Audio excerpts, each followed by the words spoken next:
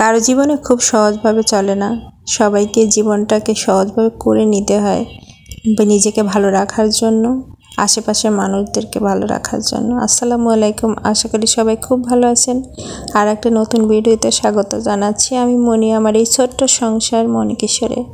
আজকের ভিডিওটা শুরু করেছি সকাল থেকেই, কিন্তু সকালে ঘুম থেকে ওঠার পরে আমার গাছপালার সাথে একটু কথা বলছি, তারপর নাস্তা করেছি, সেগুলো আর ভিডিও করা হয়নি। তারপর একদম দুপুরে রান্না চলে এসেছি।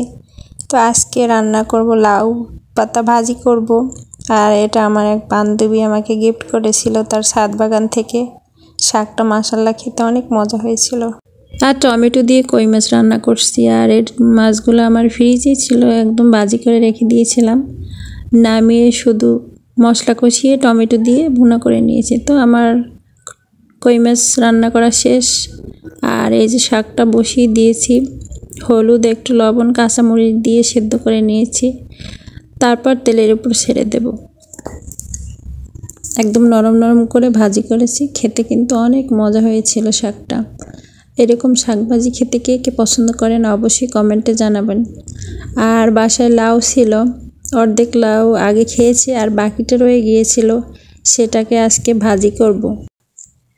তো আমার শাক ভাজিটা হয়ে গিয়েছে। তারপর বসিয়ে দিয়েছে লাউ, এটা কুচি করে, তারপর একটু হলুদ, লবণ, কাঁচামরিচ এটা দিয়ে সেদ্ধ করে, তারপর পেঁয়াজ ফোড়ন দিয়ে একদম সহজভাবে ভাজি করব।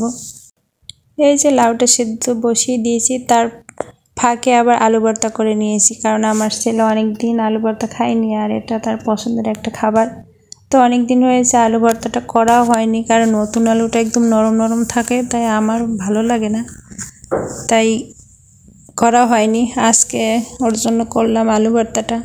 আর আলু ভর্তাটা যেহেতু অনেক গরম ছিল, তাই একটু রেখে আবার ফোড়ন দিতে আসলাম।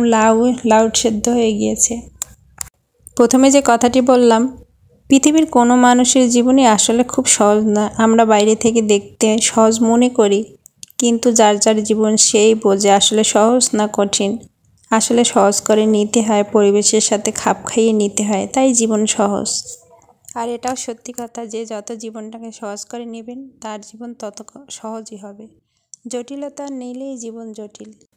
ছোট্ট এই জীবনে এত জটিল করেও বা কী লাভ, তাই না? অনেক ভারী ভারী কথা বলে ফেললাম, ভুল ত্রুটি হলে অবশ্যই ক্ষমা সুন্দর দৃষ্টিতে দেখবেন। আমার মনের কথাগুলোই শেয়ার করলাম। তো দুপুরে খাওয়া দাওয়া শেষ করে একটু রেস্ট করেছি, তারপর মেয়েকে নিয়ে চলেছি কোচিংয়ে। তো আমার ভিডিওটা যদি এই পর্যন্ত কেউ দেখে থাকেন তাকে অসংখ্য ধন্যবাদ। আর আমার ভিডিওর যদি কোনো কিছু ভালো লাগে অবশ্যই লাইক কমেন্ট শেয়ার করে আমার পাশে থাকবেন আর আমাদের জন্য দোয়া করবেন।